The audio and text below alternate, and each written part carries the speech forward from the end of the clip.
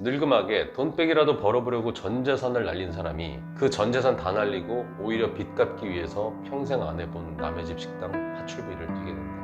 네, 안녕하세요. 청필식입니다. 오늘 말씀드릴 주제는 지식산업센터 사태, 평생을 모아서 산 건물주의 비극이라고 좀 지어봤습니다. 과거에 상가 주제로 다 얘기했던 건데 이젠 지식산업센터 때문에 오는 사람이 많아요. 아파트가 아니죠. 거대한 오피스텔입니다. 사실 뭐 건설사들은 건설사대로 자기 일을 한 거고, 분양자들은 분양자대로 장밋빛 미래를 꿈꾼 거고요. 아파트를 틀어막으니까 온갖 규제가 없는 지식산업센터로 건설사 공급이 늘어난 거고, 아파트에 비해서 자재가 비쌀 필요도, 방을 만들 필요도 없고, 화장실을 각 호마다 만들 필요도 없는 닭장 칸칸 구분 지어 놓으면 그 한 칸씩 우리네 아버지 어머니가, 또 심지어는 가족들 전부가 사죠. 왜 샀을까요? 건물은 비싸니까. 진짜 건물주는 못 되더라도 내 명의로 등기되어 있는 상가, 사무실, 조각부동산, 세미 건물주라도 되고 싶은 꿈꿀 수 있는 거잖아요. 자신의 평생을 갈아 넣어서, 심지어 평생 가정주부만 한 주부가 남편 사별로 어떻게 살아야 될지 막막해서 생활비라도 있어야 되니까 남편 상속분에 전부를 넣은 사람도 있더라고요. 한 칸씩 팔아먹기 좋게 나눠놓고 다양한 가격대로 가격표 붙여놓고, 검증은 되지 않았는데 어쨌든 분양 수익률에 맞춰서 분양가 책정해 놓고, 주변이 뭐 어떤 개발이 되고 어떤 호재가 있고 어떤 큰 회사가 들어오고 교통이 또 편리하고, 그러면 초보들이 이 말들을 믿고 사는 건데, 4억짜리 월세 200 받아서 100만 원 이자 갚고 100만 원이라도 남겨서 생활비에 보태보려 한 것이, 4억짜리가 월세 200은커녕 100만 원도 못 받고 그거 받아도 이자도 못 내고 헐값에라도 임대를 안 넣으면 관리비 폭탄까지 떠안는 상황에서 임대료가 낮아지면서 4억짜리는 2억에 내놔도 안 나가고, 2억 밑으로 팔면 결국 내 전 재산을 날리고 오히려 빚까지 생기는 건데,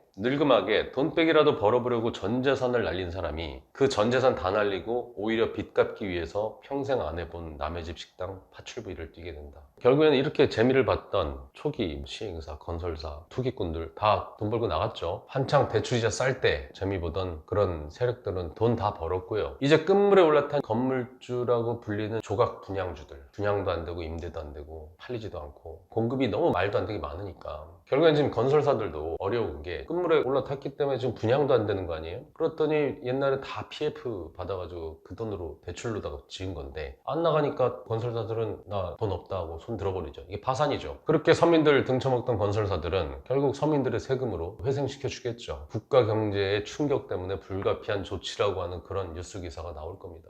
지식산업센터, 이게 애초부터 태어나지 말았어야 될 괴물입니다. 사실 사무실이라는 게, 오피스텔이라는 게 아파트랑도 똑같아요. 그 사무실에서 일하는 사람들의 편의를 생각을 해야 된다는 얘기예요. 아파트만 지금 잘 지어놨어. 그럼 아파트가 팔리나요? 학교도 있어야 되고, 마트도 있어야 되고, 백화점도 있어야 되고, 시장, 음식점, 편의시설도 있어야지 그 아파트에서 살고 싶어지는 거잖아요. 뭐 학군이 있든지 초등학교가 있든지. 오피스텔도 마찬가지죠. 오피스텔 그냥 깔끔하게 지어놨다고 사람들이 글로 출근합니까? 왜 강남에 그렇게 오피스가 많고 최고의 인재들이 거기 있을까요? 그 강남에는 모든 편의와 사람이 사는데 필요한 것들이 다 몰려 있죠. 그래서 사업하는 사람들이 다 서울로, 강남으로 오는 겁니다. 그 지식산업센터로 출근하러 가지를 않아요. 오히려 서울에 있던 회사가 글로 옮기면 오히려 거기서 근무했던 인원들이 이직을 합니다. 서울로 몰리는 겁니다. 이런 아파트나 오피스텔 뿐만이 아니죠. 그냥 하다못해 스터디 카페를 다니고 싶어도 스터디 카페가 깔끔하다고 갑니까? 그 밑에 뭐 이디야도 있고 파리바게뜨도 있고, 어쨌든 공부하면서 먹을 수 있는 커피숍이나 이런 것들도 있어야지 스터디 카페가 가치가 생기는 것처럼, 다 서울로다가 사람들은 오고 있는데, 뭐 성수동이라든지 가산이라든지 이런 데까지는 괜찮아요. 근데 경기도의 오피스텔? 지식산업센터? 누가 글로 갑니까? 물론 공장을 운영하는 사람들은 다를 수 있어요. 그래서 옛날에는 지식산업센터를 아파트형 공장이라고 했습니다. 인력 공급 구조가 다르잖아요. 공장 같은 경우는 뭐 외국인 노동자도 괜찮고 근처에 뭐 숙소라도 잡아주고 하면 직접 자기가 맨 땅에다가 공장 짓는 것보다는 훨씬 더 좋을 수 있죠. 편의적으로도. 근데 뭐 IT 기업이, 서비스 기업이라든지 어떤 회사든지 이런 업종들의 인력이 그런 경기 외곽 지역으로다가 출근하고 싶어 할까요? 결국엔 지금 분양도 안 되고 지금 이미 분양 받은 사람 그 건물 가치는 똥값 되고 지금 결국 다 이자도 못 내가지고 경매 나오고 이런 것들이 계속 되겠죠. 무슨 지원책 한다고 이자 감면이라든지 갚는 걸 좀 유예해 주겠다든지 이런 얘기 하겠죠. 그게 지금 무슨 소용입니까? 결국 그나마 먹고는 살던 노년층들이 빈곤층으로 향해 가는 급행열차를 지식산업센터가 한 건을 크게 했고요. 결국 우리네 부모님들 평생 모아온 돈이 순식간에 증발돼 버렸어요. 그렇게 증발시킨 그 가족들의 삶은 어떨까요? 아마 지옥에서 살 거고요. 그런 선택을 한 아버지 어머니를 원망할 겁니다. 그리고 온 가족이 그 빚을 같이 갚아나가게 될 거예요. 그나마 가족이라도 있으면 다행이지만 가족 파괴 현상이 일어나고요. 가족이 해체되고 홀로 남겨진 아빠는 최하 빈곤층이 돼서 눈물과 회한 속에서 세상을 살겠죠. 여기서 그걸 살리려는 대책은 뭐가 있을까요? 감히 제가 얘기한다면 어떤 업종이든 들어올 수 있게 해줘야 돼요. 사무실이 아니라 어떤 업종이든 다 해도 된다. 텅텅 비어있는 지식산업센터의 장점은 주차죠. 접근성이죠. 주차가 좋고 화장실이나 엘리베이터도 잘 돼 있어요.